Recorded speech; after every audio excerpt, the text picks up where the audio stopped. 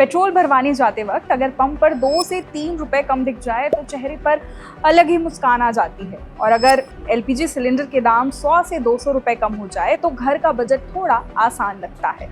तो सवाल ये है कि क्या आने वाले दिनों में पेट्रोल और डीजल और गैस सिलेंडर सचमुच सस्ते हो सकते हैं?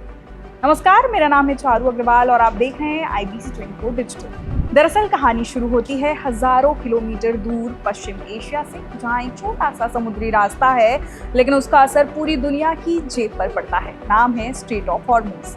अब आप सोच रहे होंगे कि आखिर इस रास्ते का भारत के पेट्रोल पंप से क्या संबंध है? तो समझिए, दुनिया के बड़े हिस्से का कच्चा तेल इसी रास्ते से होकर गुजरता है। खाड़ी देशों से निकलने वाले तेल के जहाज इसी समुद्री मार्ग के जरिए दुनिया के अलग अलग देशों तक पहुंचते हैं।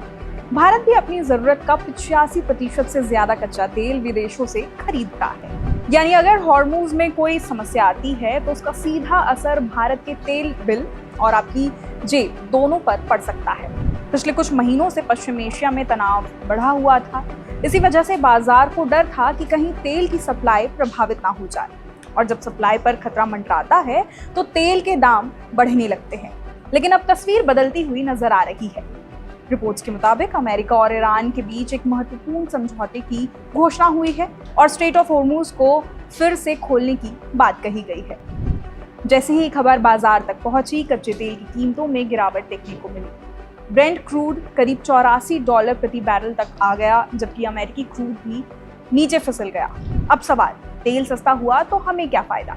देखिए, जब कच्चा तेल सस्ता होता है तो तेल कंपनियों की लागत कम होती है, आयात पर खर्च कम होता है, ट्रांसपोर्टेशन कॉस्ट घटती है और धीरे धीरे इसका असर पेट्रोल, डीजल और एलपीजी की कीमतों पर भी पड़ सकता है।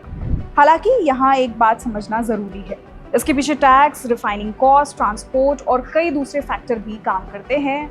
लेकिन अगर अंतर्राष्ट्रीय बाजार में तेल लंबे समय तक सस्ता बना रहता है तो कीमतों में राहत मिलने की संभावना जरूर बढ़ जाती है। यानी फिलहाल आम आदमी के लिए एक उम्मीद की खबर है। अगर वैश्विक हालात स्थिर रहते हैं और कच्चे तेल की कीमतें नीचे बनी रहती है तो आने वाले समय में पेट्रोल, डीजल और रसोई गैस के दामों में राहत देखने को मिल सकती है। खैर, इस खबर पर आपकी क्या राय है, हमें कमेंट करके जरूर बताएं। और ऐसी ही बिजनेस और पर्सनल फाइनेंस से रिलेटेड वीडियोस को देखने के लिए सब्सक्राइब करें हमारे चैनल IBC 24 को।